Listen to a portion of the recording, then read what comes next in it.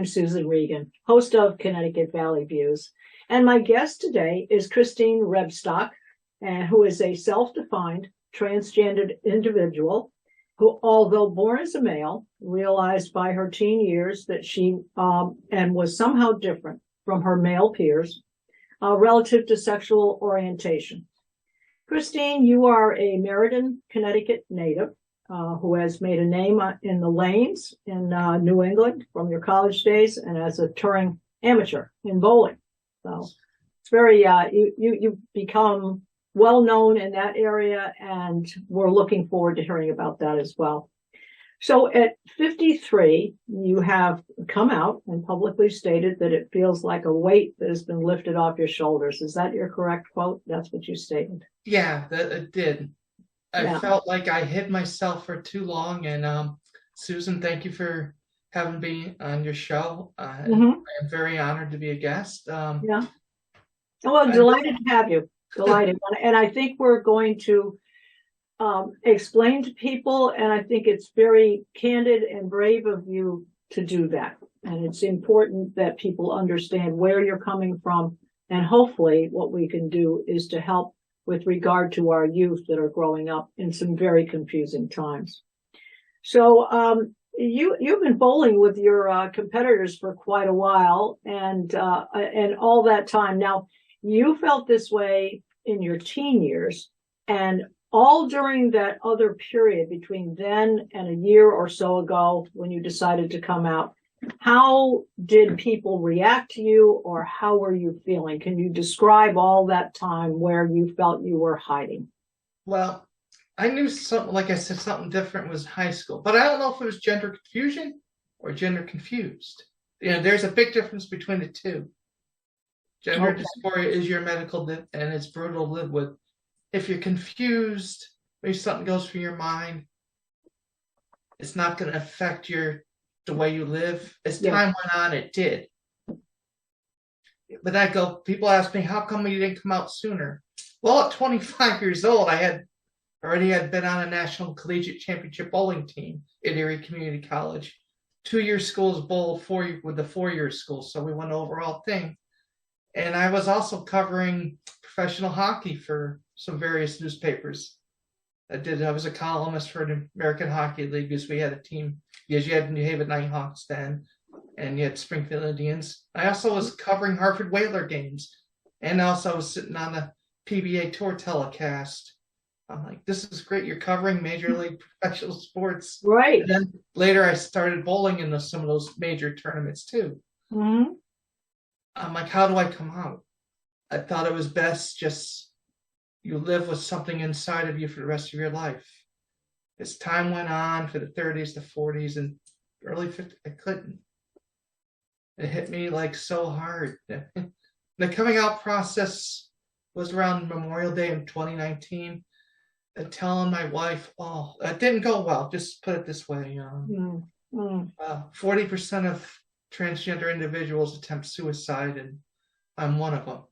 And the fact it was 2 floors right below me in a car. The house was empty. I pulled the CO detector and went in the car and the garage and shut and laid the seat back, started the car. Wow. But that was my greatest failure now, because I'm here to tell people, hey, I hope no one will ever feel like I did that day. If you do, please call the National Suicide Hotline. If you're in the trans community, call the Trans Lifeline. At the very least, reach out to someone. You know, life's too short. You will get through it.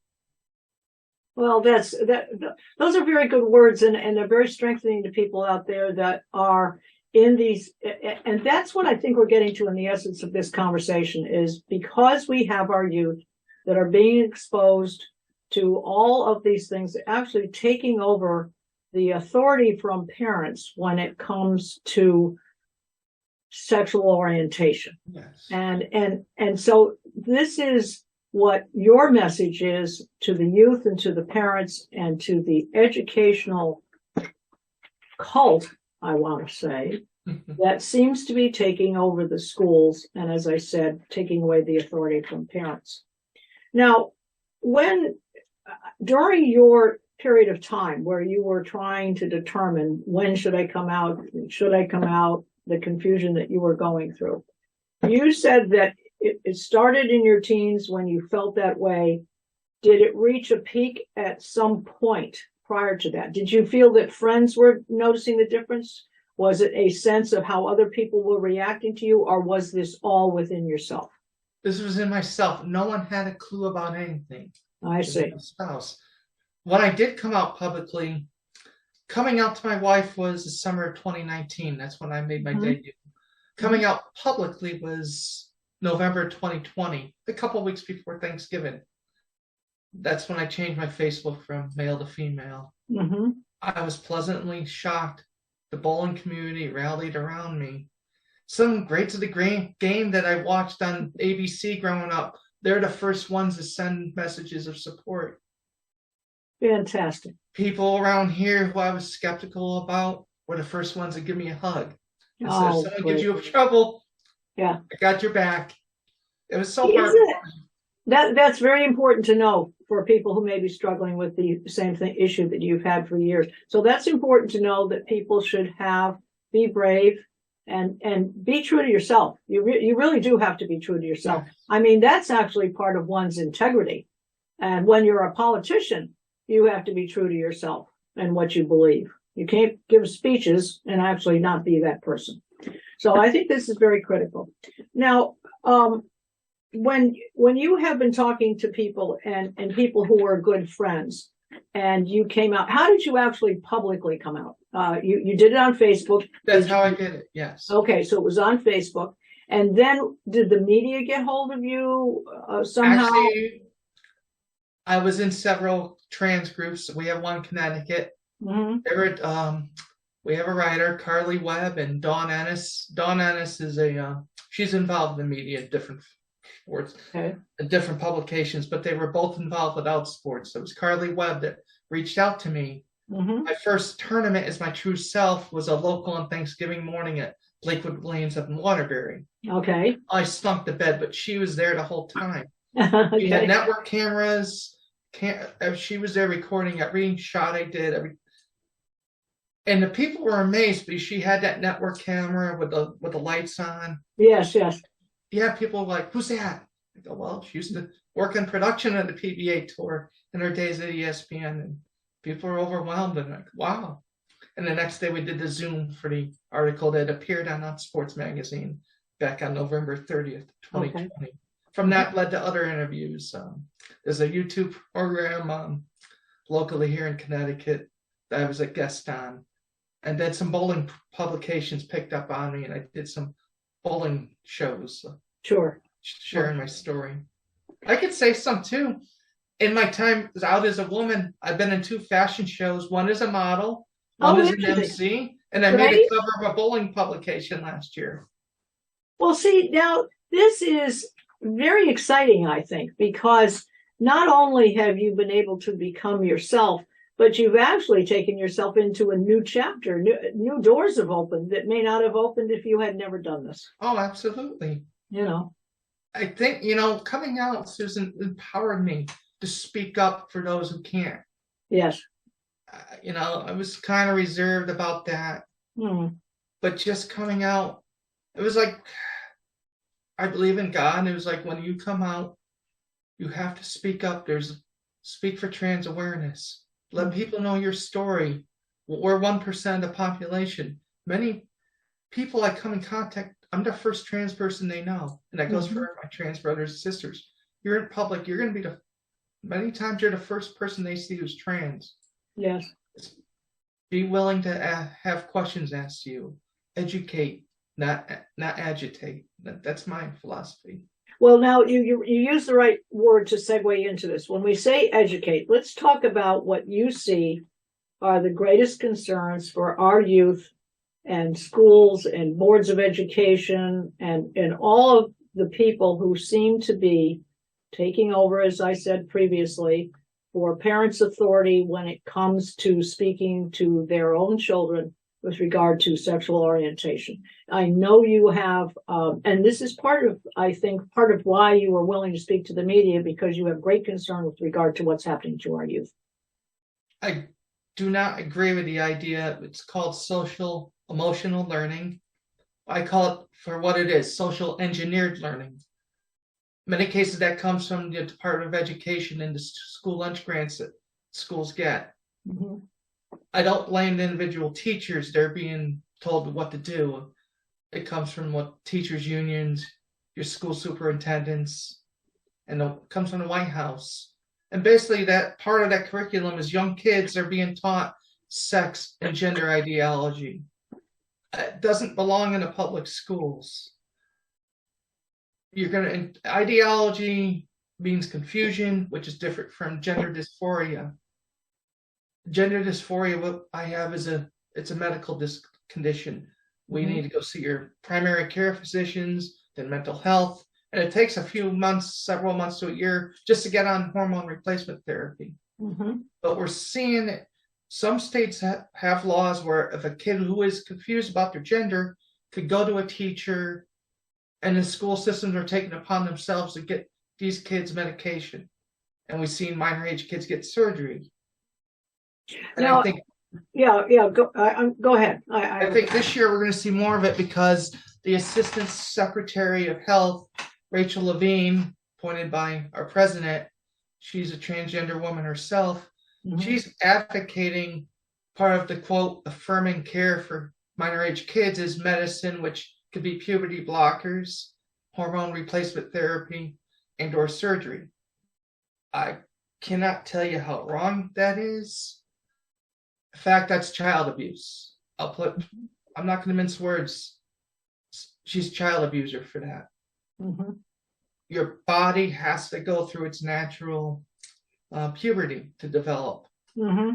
And to be told that, I bought into the notion that I've heard that all puberty blockers are reversible. I'm like, damn, how come I didn't have that when I was a kid? Yes. But I realized I heard some in a support group meeting about hormones. Someone was saying, hey, I was given Lupron. I'm like, Lupron, I thought I heard that in puberty blockers. Hormone replacement therapy isn't reversible. So if they're giving that to us adults, why are kids getting it? So that I honed in on that. And then I heard about what's going on in school. I'm like, what? This isn't right. If a child's confused, that's between the child, their parent, the family doctors, family therapist. So when I say this, I'm not trying to say you're anti-trans kid or anti-LGBTQ kid. Yes. I just want them to get the proper way to get help. Yes. You know, teachers are therapists, so too. Right. So you mentioned that, the White House and our current administration. What do you see as the reason for doing this? Because this is a very invasive thing when you are seeking to actually physically change a child, mentally, emotionally, interfering with their normal growth. Is this national, and it obviously trickles down to local and high schools and so forth. So do you see a reason for it as to why they want to take over this and become the arbitrators of this trend? Is it a political thing, or what? How do you see this overall? I'll be honest, things for our community were quiet under Trump. Even though I don't agree with some of the things, I could go a day or two without seeing some anti-trans stuff on the radio or seeing social media. As soon as I wake up, I hear or see something. Yes. I think as soon as Biden took office, right after he declared war on fossil fuels and our energy independence, yes, he was advocating rights for transgender people. That put the spotlight in the trans community. We became the political football that everyone wanted to kick around. So now you have people on the right are reacting, people on the left, and we're the collateral damage. Well, all right. So let me move on to this other question. You have actually been involved with the LGBTQ commission in your area. And because you have been so open and so candid about your position, how have they reacted to you taking this route? We haven't talked about my stance on what we should do for the kids. Mm-hmm. I'll say not in the commission, but I've been on other support groups where there's not too many people conservative, only myself and the host, where everyone agreed with me about, hey, what we should do with the kids. It doesn't belong in this school. They shouldn't get medicine or surgery. Mm-hmm. It should be for when they're legal aged. Mm-hmm. So it's not all, there were some other people across both sides that agreed. That topic hasn't come up in our Middletown LGBTQA commission meetings. Mm-hmm. Or more for just community events and planning next year's Pride festivals. And now we're more, the founder of Middletown Pride, the assistant general counsel of Middletown, Christopher Fort, Mm-hmm. he's encouraging us on the commission for many events that we had. He can't do it all, he said. He was. So there's a few events I chair and I'll continue. And he wants more people to be more independent that way. Yes. But we haven't had the discussions about the schools or anything. All right. Now, if you wouldn't mind sharing with you, you had I guess I'll call it an incident with Mr. Blumenthal. Oh, yes. Oh, yeah. Okay, June 1st is the start of Pride Month, and I'll be honest about Pride Month. If it went away, I won't cry a tear. Actually, Pride Month brings more bad press, ill will to us in the LGBT community. Okay. So he shows up. We have a Pride flag raising ceremony, City Hall, Middletown, on the lawn that you could see from Route 9. Yes. So after the flag got raised, I came up. I introduced myself to him as he spoke, and I introduced myself as a conservative trans woman, as a commissioner. Thank you for coming. It's nice to reach across the aisle, bring people together. I gave him a hug. That didn't go over well. If looks could kill, I would have been dead on the grass. Oh, dear. But it didn't end there. So that was on Wednesday, on June 1st. So Saturday and the 4th, we have our Middletown Pride Fest, which is the parade and the rally. Yes. Middletown's parade is biggest in Connecticut. And let's see, Providence is bigger. Philadelphia, New York City is bigger. All around the whole East Coast. Mm-hmm. So we got that big. So being part of the commission, we lead the parade. It goes to the police motorcycles to get going. Sure. Convertible with the marshals and us hold the Middletown Pride banner. And there's many groups behind us in the side streets. So the dignitaries march with us. Blumenthal came with Emperor Lamont and Assistant Emperor Bisowicz and some other local politicians. All right. Well, when they came, they didn't come within 10 feet of me. And we had a small gathering area. It wasn't like a football field. It was a house or two. We're trying to get under the shade. Sure. Yeah, I was ostracized, or excuse me, stuttering on that one. But yes, I was left out. Yeah, well, that's just rude. It's rude, discourteous. I don't care the reason for why they felt their way, but it's discourteous. And look, it did nothing but make them look bad. I'm sure other people noticed. I'm sure it was quite evident to them. And I'm glad you brought that up, because I'll put on the record too that Democrat Party, they're, quote, the friends of the LGBT community. Yes.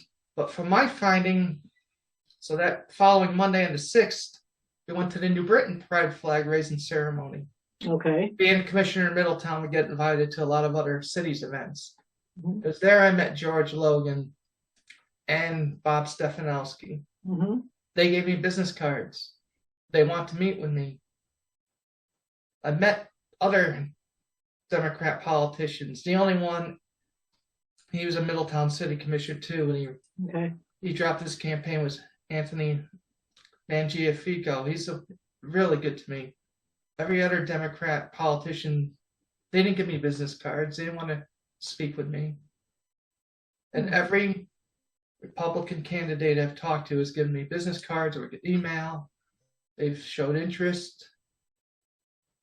It's more, can I say, for the Democrats? Just the thought that they want to reach out to me, that makes me feel good, and they want to learn.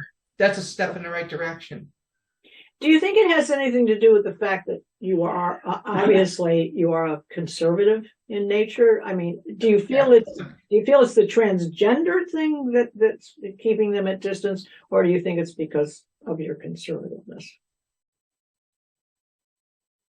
I think Republicans tend to be, they're not great with LGBT. Mm-hmm. I know I could help bridge that gap, and I believe they realize I can help bridge that gap. Sure. Well, about 7 years ago, we did a program that involved transgender individuals and subjects similar to this. And one of the concerns that came up was when they had required a doctor. Now, you mentioned, PCP doctor and so forth. And that seemed to be a major issue, to feel comfortable for whatever medical help that you need and to feel comfortable with the doctor knowing that you are as such. Do you think that is still a concern, or do you think that has been modified since then? I think more doctors are getting better with that. The truth of the matter is, we had someone who went through medical school, but she's a psychiatrist. Mm-hmm. And a Zoom meeting we had. Mm-hmm. Medical school doesn't spend a lot of time on trans healthcare issues. Mm-hmm. So many of our PCPs, they don't know. Right.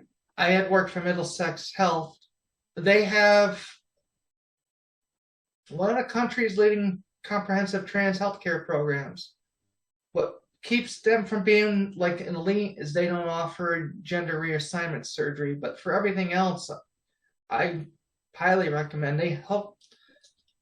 From my attempted suicide, they got me to the woman I am today. Mm-hmm. I'm thankful for that. Not only because I used to work there, mm-hmm. I was also on their transgender committee and pride committee at the hospital until my job got outsourced like 6 months ago. Sure. Well, with regard, going back to children and what parents are facing with regard to this whole subject, if a parent is sensing that their child seems to be in a confused state or is being, I guess, tutored, if you will, at school, what would you recommend is a route for them to take? Because I know parents face all kinds of things with the Board of Education with regard to what the curriculum will be and so forth.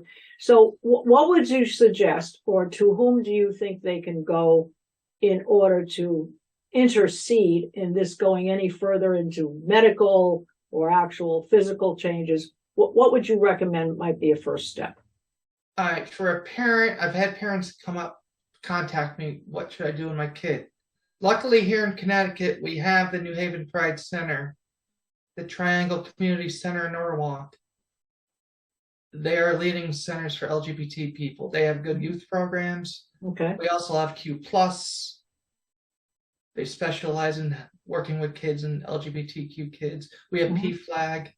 We have a trans man named Tony Ferriola, who was featured in a TV show called Transitioned. Mm-hmm. He takes care of our trans kids. I would get a parent in the research with that and groups with that. I also recommend, we could do a lot for your kid, but I'm not going to recommend to you to give your kid to see a doctor giving your kid puberty blockers, hormone replacement therapy, or surgery. Mm-hmm. Let them be legal adults. Let them grow up. You don't want to intercept their body's growth. Well, I think that's critical. And that brings me to the question of very scary factor that if in fact they were changed now, physically, emotionally, otherwise, the pill blockers, what if they get to a point in their life when they're 20 years old and it's irreversible and they go, why did I do that? And so forth. These kinds of things need to be faced, because people will, not only will they be further confused at a later stage in life, but again, could be leading to depression and perhaps suicide because of that. Absolutely. I'll tell you what we should do for the kids and what will happen to a kid who gets medicine and detransitions. First, I'll use trans kids as trans boys and trans girls just for this argument. We could call them confused, but I'll just say for the trans boys, we could get them binders. Binders will compress your breast, article of clothing. For the trans girls, we could get them a gaff. A gaff is like a thong that smooths out their front. Yes. And we could get them like fake breast. Mm-hmm. At the end of the day, you take the clothes off, the fake breasts get removed. If they detransition, their body and their mind should be better. There's no harm, physical harm. Now, if you take the trans girl, but I'll speak to that from my own experience. Let's say, okay, school just started. So now they start their sophomore year. They've just been given hormone replacement therapy. Let's 2 years from now, when they go to senior year, what if, hey, I'm confused. I'm not really a girl. I'm really a boy. I want to go back to being a boy. Because of that HRT, they're going to grow their breast. These are going to have to be surgically removed now. And they've been through one set of hormone change, 2 years. Now they're going to have to go back. Your hormone changes, makes your mind wacky. It does a number. It does a number that no one's really talks about. Your emotions, and you're also going to have, if they're going through puberty, their body's going to be hourglass. So you're going to go back to pants. The boys' pants aren't going to fit quite right. Cool. And boys' pants have pockets. Girls' pants tend not to. Yes. And their growth might be stunted, so they're going to lose their strength. So if they play gym class, yes, they're going to be beat up physically because they don't have the strength yet. Well, yeah, I hate to cut you off, but I do want to get this in with regard to contact information that people could go to either to reach you somehow or other. Go on the Middletown, Connecticut Pride website. Okay. You can see my name. I am on they'll meet the team. You'll see a picture of me and you'll have my name. Then you go from there to social media. I'm on a lot of social medias here. And this show, I always welcome questions. So. And this show hopefully will help. Well, it's been great talking to you. I appreciate your candidness. And I want to remind all my viewers to see all of our shows on ctvalleyviews.com. It's been my pleasure having Christine Rebstock as my guest today. Thank you very much for having me. You're welcome. You're welcome.